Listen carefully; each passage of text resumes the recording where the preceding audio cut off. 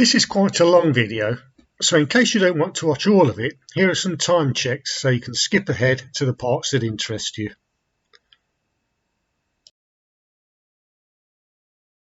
Hello, I thought I'd do something slightly different today rather than just playing clubs or talking about them. I thought I'd try and show a bit of restoration work. The clubs that I'm featuring in the next video are these, which are Regripping clubs. But the grips on them, I've been meaning to redo them for quite a while. I've got some of the grips there. There are actually 4 different types of grips on these. They're all very hard and worn, no grip. They'll be very difficult to play with, so I'm going to try and show how straightforward it is to re-grip them. So first thing we need to do is to remove the old grips. Let's see if I can do that without too much difficulty. Before that though, let me quickly show you the grips as they are. As I said, these are the clubs I'll be featuring in the next video, and they're by Regripping of Scotland. And as we can see here, there are 4 different grips on them. And here are those 4, and I've highlighted the names so you can see exactly what grips are currently on there. Removing old grips that are possibly 20, 30, 40, 50 years old even isn't as simple as removing grips that are only 2, 3, 4 years old. And it can be a lot more challenging. But hopefully this video will cover the pitfalls that you're likely to come up against. But the biggest issue is that the grips become very hard and petrified, and the old grip tape can be a bit of a pain in the neck to get off as well. But anyway, let's start off, and we start by removing the old grip, obviously. Okay, so taking the grip off first, we can see if I look at the end of the grip there, this one's already starting to crack a bit. But what we use is a hooked knife. This one is a Stanley knife, but other makes are available, but you do need the hooked blade. The important thing when we're doing this is to draw the blade away from you, so hold the club here and always cut away from you. Teaching people how to suck eggs here, but it's always best to think of safety. So I'm going to try and do that now.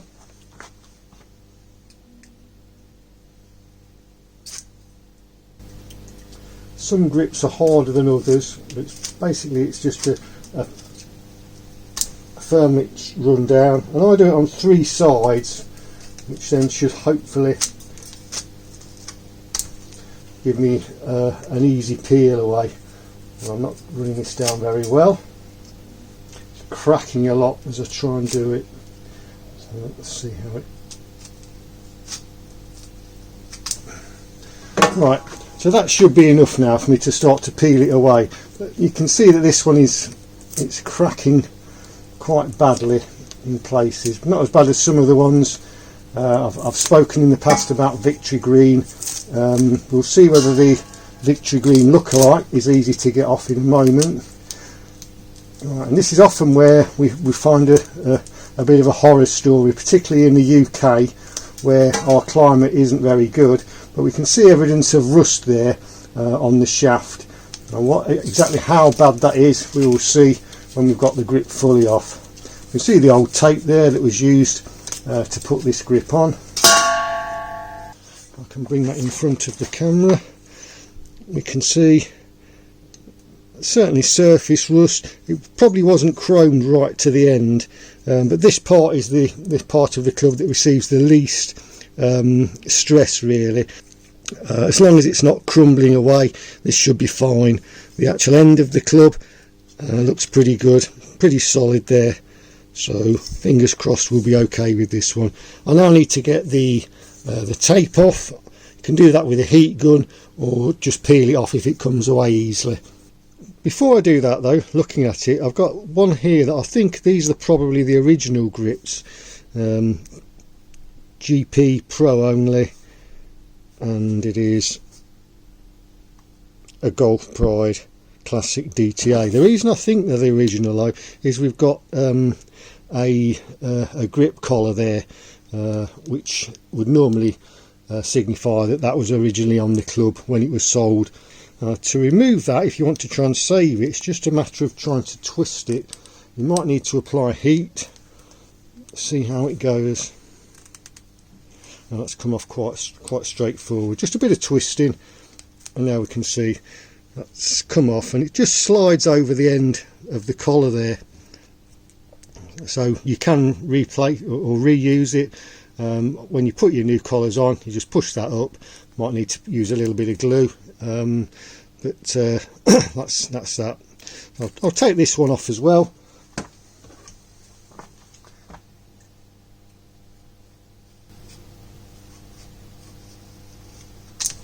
That's one,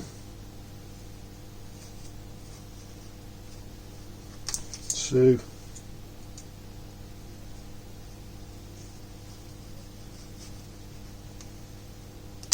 three. Now they should come away nice and easily.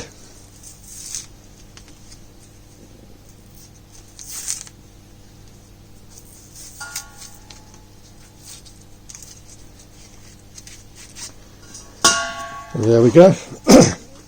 And if we look at the end of this one, get it in focus, we can see again we've got a bit of rust around the very tip of the club there, but it's not affecting the structure of it at all, so we don't need to reshaft this.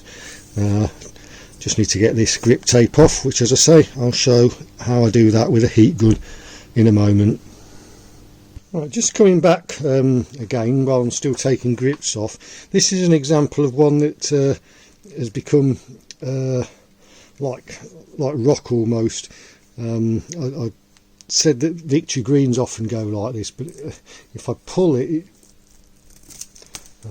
it's starting to come off again now I've said that, but a lot of it is just coming away in little pieces, and it's a bit of a pain to get off, so it takes a lot longer than the ones that I've shown previously, and it's very hard and you end up with sore fingers. So what I'll probably do with this one is get the heat gun on it again, which will soften up the rubber and make it easier.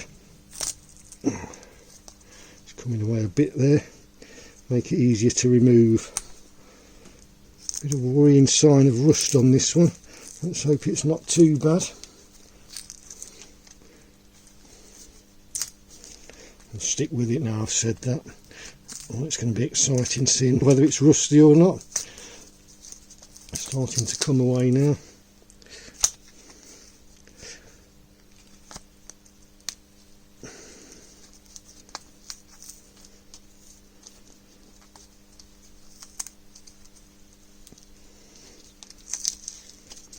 There you go, that's away now. So what have we got? It's not as bad as I feared it might be. We can see there that it's not chrome finished, but it's not too rusty, just a bit of surface rust really, so that'll be fine. Okay, I'll carry on with the rest of them. Right, while we're on the subject of rust on shafts underneath the grips, one thing I've found through painful experience is that rubber grips tend to protect the shafts much better than leather grips do. I assume that's because a rubber grip, it doesn't let moisture into or underneath the shaft, or underneath the grip should I say, and it's very easy to dry off once the club's brought inside after playing with it, whereas a leather grip, if it's used in the rain, it's going to get damp.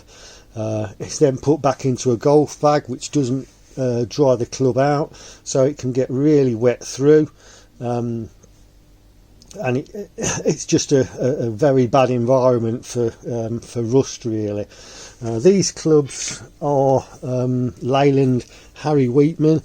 I bought a set of these, but well, one of them I just picked it up, held it in my hand, which is this particular one, and that happened. It just snapped in two, just held on there with the rubber, and you can see it is completely rotted through. Underneath the leather there's often like a paper underlisting which just builds up the thickness of the grit slightly, but you can see here, if I can peel this away a little bit, I don't want to get too much in there, I'm going to potentially cut my fingers, but You can see there that the steel is completely corroded away. So this set needs a complete reshaft, and the difficulty then becomes finding a shaft that will be the right diameter to fit the head. I'm not sure whether this is a pinned head. Doesn't look like it. But I'm going to have struggle to find a period shaft. This shaft is True Temper Pro Fit, which I think would be a late 50s, early 60s shaft. But that's one of the dangers when you're buying old clubs, particularly with leather grips. If they haven't been stored well, that's the sort of thing that can happen. So buyer beware. Having said that though, not all leather grips are covering up a rust bucket, and it is possible to find good sets of clubs with original leather grips, such as those shown here, which date to the late 1950s, complete with the grip collars and nice shaft bands. These are very playable, and it's also possible to remove and replace leather grips, and I'll put a link here to a YouTube video which explains in great detail how to do this, and I'll also link that in the description below. Okay, here are clubs with the grips removed. Sandine 10, 9, 8, 7, 6, 5, 4, 3. Here are the grips. That's how they should come off. As I say, I just cut 3 cuts, peel them away, and it comes off like that if it's an easy one. Sometimes they'll come off in pieces, bigger or smaller. Now we need to get the heat gun and just soften up that tape so I can remove it quite easily. And when I'm doing that, I usually use this tool, which is just an engineer's scraper. It's quite blunt though, so it doesn't damage the chrome finish. So let's see if I can show you how I do that then. So get the heat gun, I'll just put it on a low setting. Be careful not to damage the shaft band, so we're just heating up above the shaft band there. Hopefully that's soft enough now, and I can just run the scraper over it, and you can see it comes off quite easily.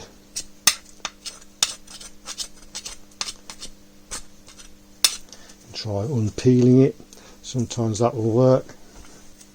This is quite a nasty type of tape really. It's very soft and just forms balls, so I think I'm just going to have to do this with the scraper. I'll finish this one off and then try one of the other ones with a different type of tape. Okay, so here's that first shaft with the grip removed. You can see I've retained the shaft band. We've got some glue still on there, but it's going to get more glue on it when I actually put the new grip on, so it doesn't matter. As long as there are no lumps or anything, you won't be aware of it. It looks a bit messy. This is what I was talking about, where the chroming doesn't go right to the end. It finishes there about 6 inches from the end, and we can see on this one, well, there's a little bit of rust on the inside. There's nothing structural really, so no issues at all with these shafts from the ones I've looked at.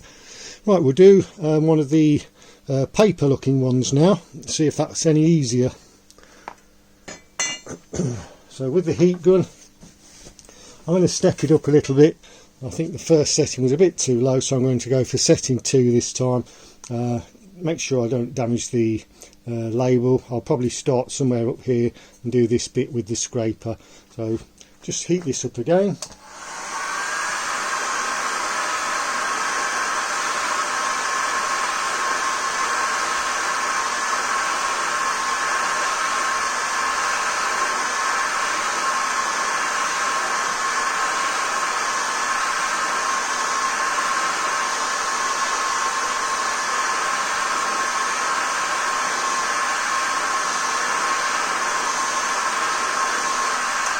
And that should be enough. We're not trying to get it uncomfortably hot, just enough to soften the glue and the grip tape.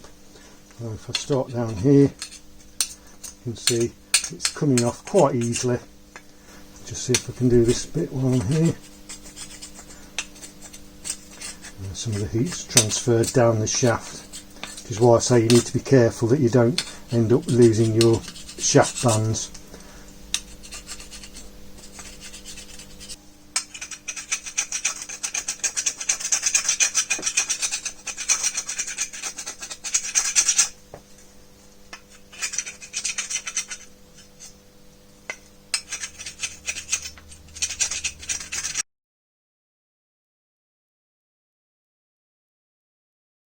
Yeah, that looks pretty good now. So we can see we've still got bits of glue on, but as I say, it's going to get shaft or grip tape on it anyway. And the non-chrome section of the shaft, it doesn't look pretty, but it's not going to affect the structural integrity of the shaft. Structural integrity, can't even say it.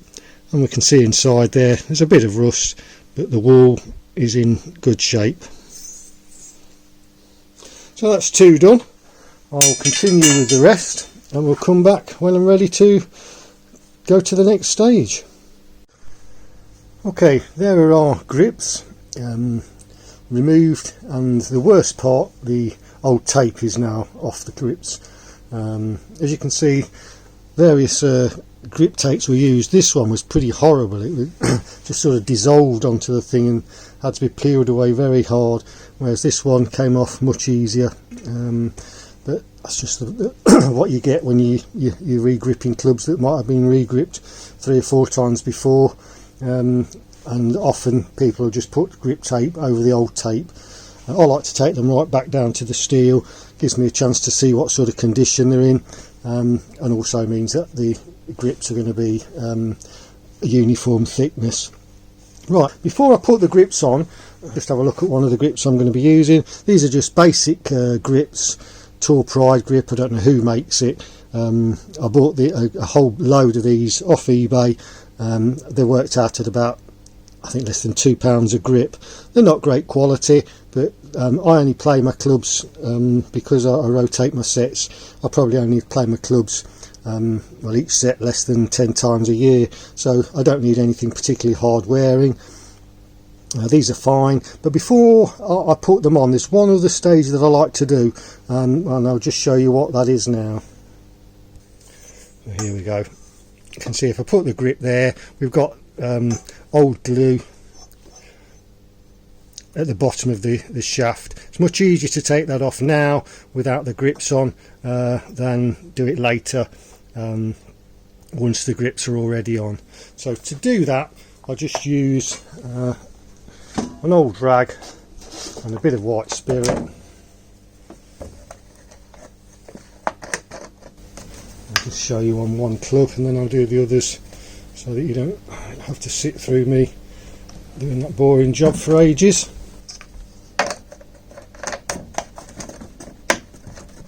So I've just got a little bit of white spirit on there. Again, I'll keep that away from the shaft band, and it's just a matter of wiping that on there to remove the old grip residue. Looks like that one's being a bit stubborn. Quite an interesting noise it's making.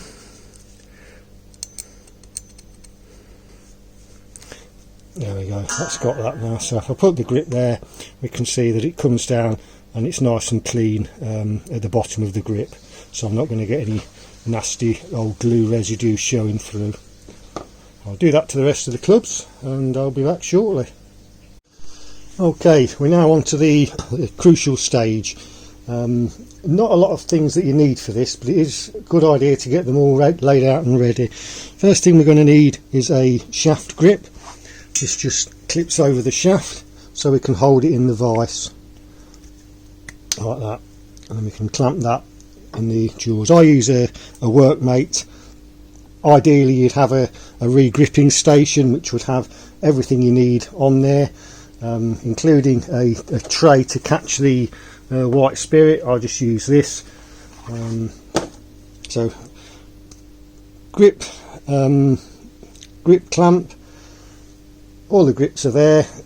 What I like to do as well is just check that the holes are clear This helps you to put the grip on. As you push the grip on, that lets any air out of the grip, so you don't end up compressing air and making it difficult to get the grip on. So ensure that the hole is clear. I've done that with all these. We need white spirit, just something that will melt the adhesive on the grip tape, and then we need the grip tape. I like to use these, which are cut to length, and they just roll round the grip very simply. When I'm doing them, there's a number of ways you can do it. I like to position the club in the vise with the toe up. I find it easier then to make sure I've got the leading edge square. Some people like to have the name of the club on top, which helps in alignment. I prefer to see a plain grip, so I put that on the bottom, and it also means that if I'm slightly out, I'm not going to notice it anyway. I think we're about ready to start.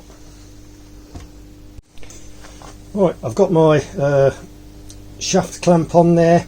Square it. I'll put a piece of wood there just to give it a slight angle down, so that the white spirit runs down the shaft and drips off the end. I don't want it running back down onto the shaft band.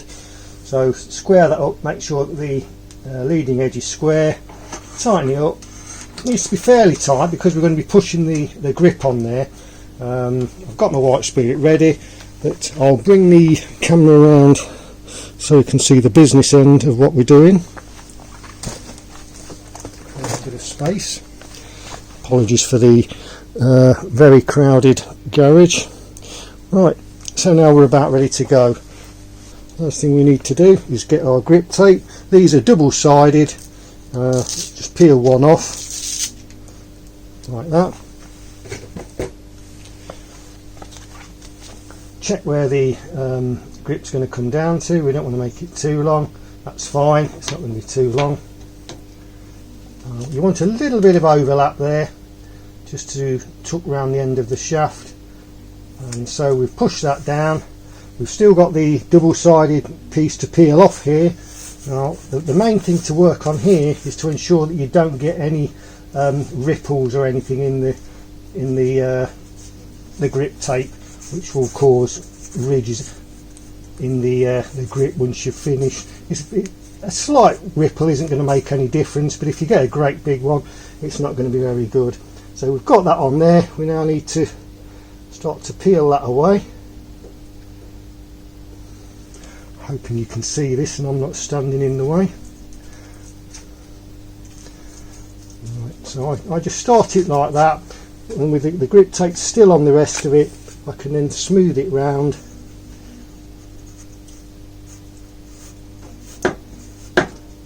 And get that nicely on there like that. A slight fold there. Then we can peel the rest of it off. Smooth out any slight lumps we've got. Just fold that over the end. It makes it slightly easier to get the grip on, which is the next stage. I'll just drop my grip on the floor. Let me just pass by.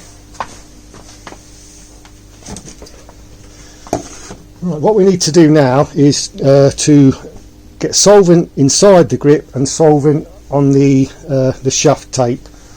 And to do that, the easiest way is just to put your finger over the bottom there, pour a small amount of, well, you can see this, small amount of solvent into the grip.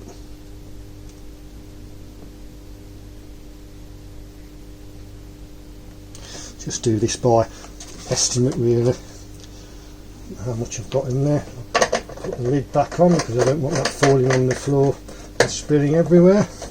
And then we just invert that a couple of times, shake it up and down, and then just check this is still in camera.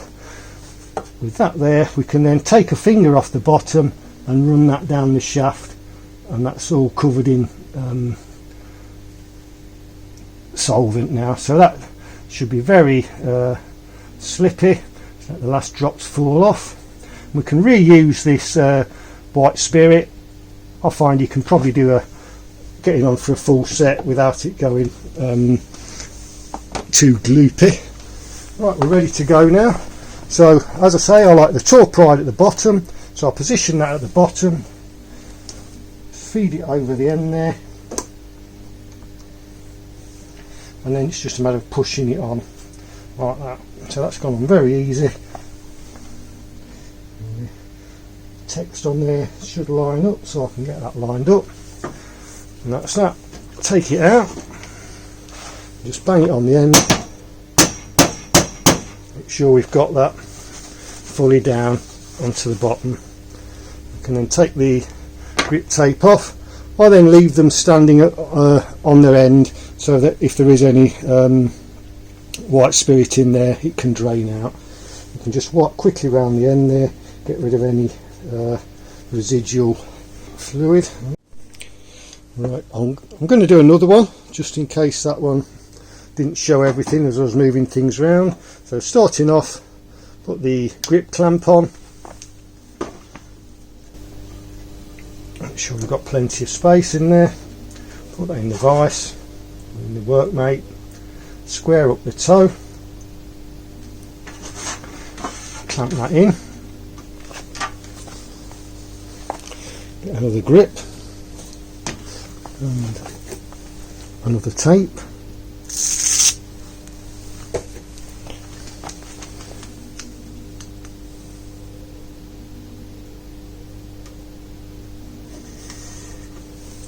Down there, feed it round.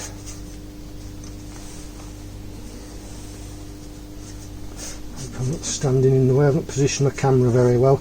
It's really a restricted space in the garage. Right, so that's almost ready to overlap, so now I can take off the protective layer.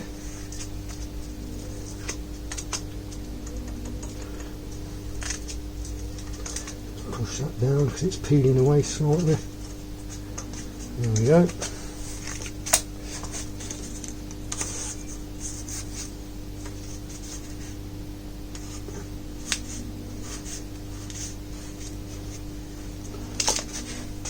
Take that right off.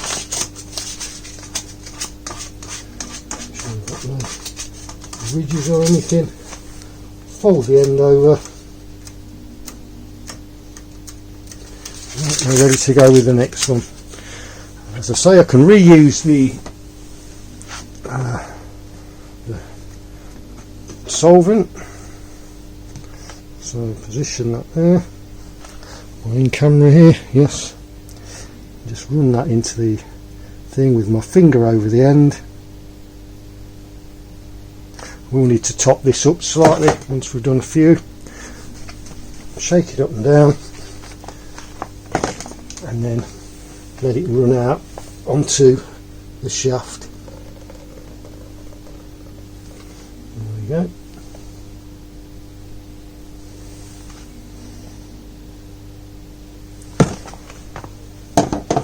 There, and then we need to position the petrified at the bottom.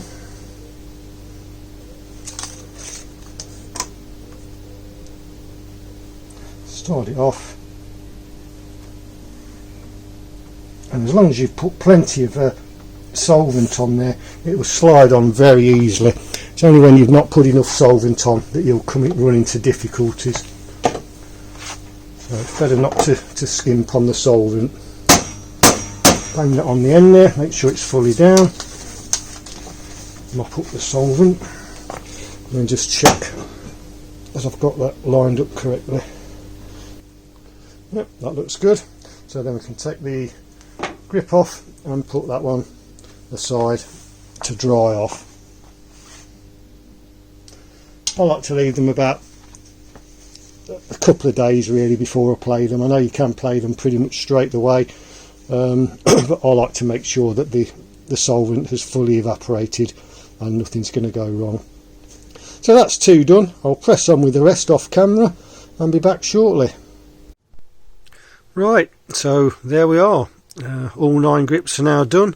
You can see I replaced the grip collars, not brilliantly, but I'll probably just readjust them a bit once the